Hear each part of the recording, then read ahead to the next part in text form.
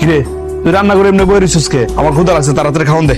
আমি খাইতে তুমি কোত্থেকে? আমি তো রান্না বান্নাই করতে পারি নাই। তুই রান্না বান্না করতে পারছ নাই? বেলা বাজে 12টা, তুই এখনো রান্না শেষ করছ নাই?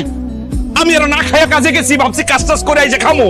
এই আমার যে ক্ষুধা লাগছে, আমি খামো কি? তোর মাথা চাপায় খামো আমি? আমি তো রান্না করতে আইছিলাম রান্নাঘরে, কিন্তু আমি শক্তি পাইতেছি না, শরীরটা অনেক খারাপ লাগতেছে।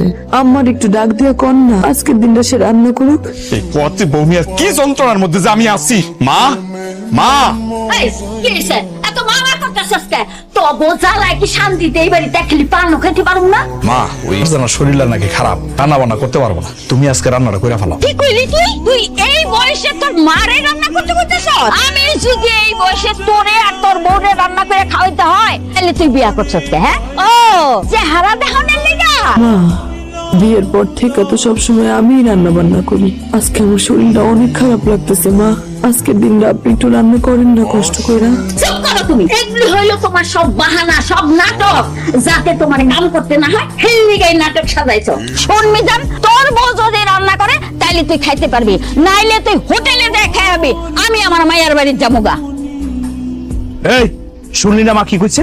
এখন রান্না বান্না করবি নাকি আমি হোটেলে গিয়ে খাই আসবো? না, আপনার হোটেলে যাওয়া লাগবে না। হোটেলে খাইলে তো আবার আপনার শরীর খারাপ হয়।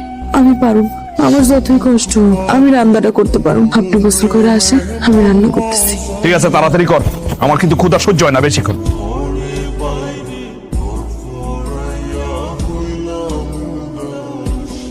তোমার, আমি তোমার সাহায্য করি। না আব্বা, আমি একলাই পারুম, আপনি যান।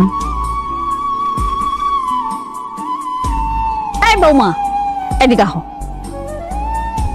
আম্মা, কিছু করবেন?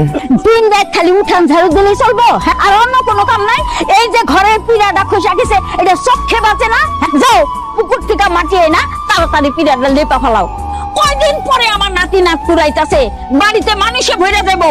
হেরা যদি আইয়া দেয় এই অবস্থা, তাহলে কি মনে করবো? হেরা তো মনে করবো এই বাড়িতে মানুষ থাকে না, গরু ছাগল থাকে। যাও তাড়াতাড়ি।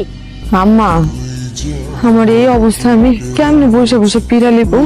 আমার শরীরটা একটু ভালো হোক, আমি তারপর পুরা বাড়ি লেপা দেবো। তোমার শরীর সুস্থ হইতে হইতে আমার ঘর বাড়ি সব ভেঙে পড়বো।